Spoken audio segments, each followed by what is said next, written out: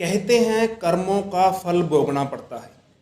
हम सबको ये बात पता है कि जो भी आज हम कर्म कर रहे हैं उनका फल हमें मिलेगा, चाहे वो अच्छा है चाहे हो वो बुरा है। दोस्तों, आज ऐसी ही एक बहुत ही रोचक कहानी, रोचक स्टोरी मैं आपके साथ शेयर करना चाहता हूँ।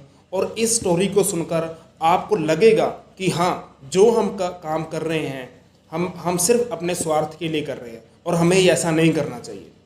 दोस्तों, क्या हुआ, एक रमेश नाम की कहानी है। रमेश लड़का हैगा और उसकी मेडिकल की खुद की मेडिकल स्टोर है, उसका बहुत अच्छा स्टोर चल रहा है।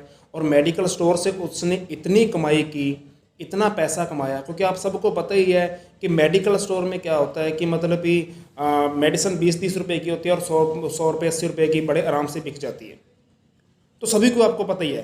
तो उसका मेडिकल स्टोर इतना अच्छा चल रहा था कि उसने मेडिकल स्टोर से कमाई करके उसने अपना एक बहुत अच्छा घर बना लिया, बहुत अच्छी ज़मीन खरीद ली, प्लॉट खरीद लिए, और साथ में मेडिकल के स्टोर के साथ साथ उसने क्या किया, एक लैब भी दोस्तों खोल ली।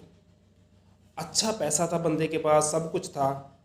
लेकिन क्या हुआ, एक दिन क्या हुआ कि उसके पास एक बूढ़ा आदमी आया और उसने डॉक्टर की पर्ची दी उसको। और पर्ची देने के बाद वो बोला कि सर आप मुझे ये दवाई दे दो। उसने दवाई मेडिकल स्टोर से निकालनी शुरू की और दवाई निकालने में कम से कम उसको 15-20 मिनट लगे, क्योंकि कुछ मेडिसिन ऐसी थी वो मिल नहीं रही थी, बाहर से मंगवा के दिया, ऐसे मान सकते हैं हम। ठीक है। तो उसके बाद जब मेडिसिन उस बूढ़े आदमी के पास लेके गया तो उसको कहा कि लो बाबा जी अपनी मेडिसिन। तो बाबा जी के पास 170-80 रुपये ही थे और मेडिसिन थी 570 रुपये की। उसने बाबा जी को तत्काल ही मना कर दिया कि बाबा जी आपको दवाई नहीं देंगे हम।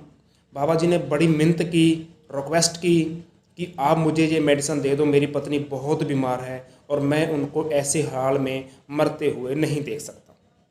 उसने मेडिकल स्टोर वाला नहीं माना, यानी कि वो रमेश नहीं माना, और उसने बाबा जी को कहा कि बाबा जी पैसे पूरे लेके आओ।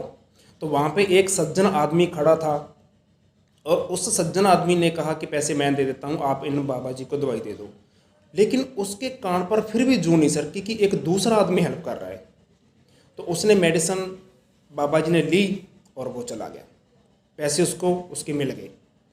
टाइम बीता, 4 साल बीते। 4 साल बाद क्या हुआ, उसके साथ एक घटना घटी कि उसके बेटे को ब्रेन ट्यूमर हो गया।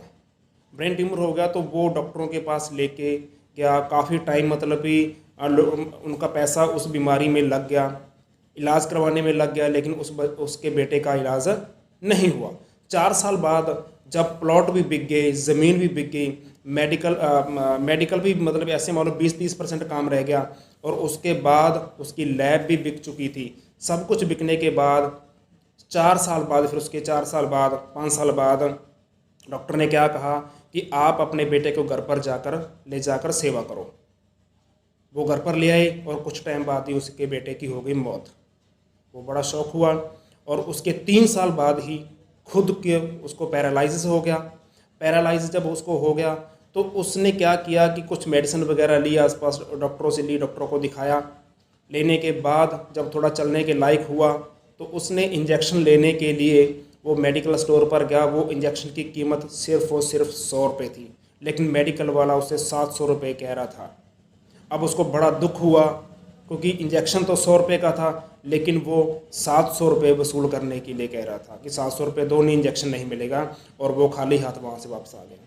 तब उस इंसान को वो बूढ़े आदमी जो उसके पास आया था 7-8 साल पहले, उसकी याद आई। उसको लगा कि मैंने वो गलत काम किया है, तो आज परमात्मा मेरे साथ वो ही खेल खेल रहा है। तो दोस्तों, इस कहानी से हमें यही मिलता है कि हम जैसा कर्म करेंगे हमें वैसा ही फल मिलेगा। परमात्मा ने जो भी हम आज काम कर रहे हैं, परमात्मा ने हमें वो सूद समेत वापस करना है। तो दोस्तों, आप जो भी काम करें सोच समझ कर करें, पूरा माइंड लगा कर करें, ताकि वो आने वाले टाइम में जो उसका फल मिले हमें, वो सूद समेत तो मिलना है ही है, लेकिन अगर हम काम अच्छा करेंगे तो उसका सूद समेत हमें जो मिलेगा, फल मिलेगा, वो अच्छा ही मिलेगा। तो दोस्तों, ये बहुत अच्छी रोचक कहानी थी। अगर आपको ये कहानी अच्छी लगी तो दोस्तों प्लीज़ इस चैनल को सब्सक्राइब करें, लाइक करें और दूसरों के साथ शेयर करें, क्योंकि शेयर करने से क्या होता है कि और दोस्तों को भी ये कहानी सुनते हैं तो हो सकता है उनको भी अपने कुछ जो आसपास के लोग हैं उन पर दे आए। तो दोस्तों ऐसी कहानी सुनने के लिए नेक्स्ट वीडियो हम डालते रहेंगे। थैंक यू दोस्तों, बेस्ट ऑफ लक।